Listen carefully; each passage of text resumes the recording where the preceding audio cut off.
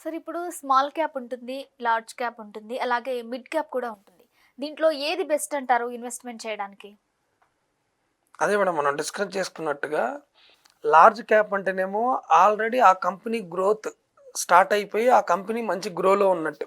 ఇప్పుడు మనకు ఎగ్జాంపుల్ చెప్పాలంటే కంపెనీ ఎస్టాబ్లిష్ అయ్యి ఒక 20 ఇయర్స్ అవుతుంది. 20 ఇయర్స్ తర్వాత ఇప్పుడు ఈ స్టేజ్లో ఉంది. దాన్ని మనం లార్జ్ క్యాప్ అంటాం.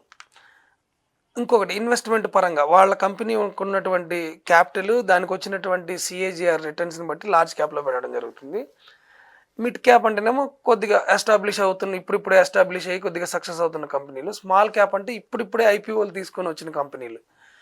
వీటిల్లో ఏది బెస్ట్ అనేది మనం చెప్పలేము. ఎందుకంటే లార్జ్ క్యాప్ నుంచి అది మిడ్ క్యాప్ కూడా రావచ్చు. లార్జ్ క్యాప్లో బాగా పెర్ఫామ్ చేసిన స్టాక్ అప్కమింగ్ డేస్లో అవుట్ పెర్ఫామ్ చేయొచ్చు.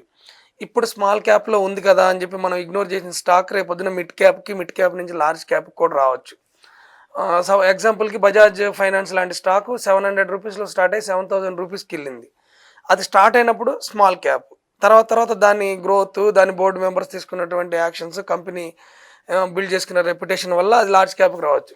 ఇది బెస్ట్, ఈ సెక్టరే బెస్ట్ అని కాకుండా కంపెనీ వైజ్ ఇండివిజువల్ కంపెనీని స్టడీ చేసి ఆ కంపెనీ గ్రోత్ ఎలా ఉండబోతుంది, ఆ కంపెనీలో వర్క్ చేసేటటువంటి బోర్డు మెంబర్స్ ఎలా ఉన్నారు, ఓనర్షిప్ ఎంత హోల్డింగ్ చేస్తున్నారు స్టాక్ని, ఈ కంపెనీ ప్రొడ్యూస్ చేసేటటువంటి ప్రొడక్ట్ వల్ల అప్కమింగ్ డేస్లో ఏమన్నా ఉపయోగం ఉందా, ఇవి చెక్ చేసుకోవాలి మేడం. ఇర్రెస్పెక్టివ్ ఆఫ్ సెక్టార్, మీరు ఏ కంపెనీలో అయినా సరే కంపెనీ బాగుంది, ఈ ప్రొడక్ట్కి ఇంకా ముందు ముందు డిమాండ్ ఉంది, ఇందులో ఉన్న ఓనర్స్ బాగున్నారు అంటే ఆ కంపెనీలో ఇన్వెస్ట్ చేయడం మంచిది.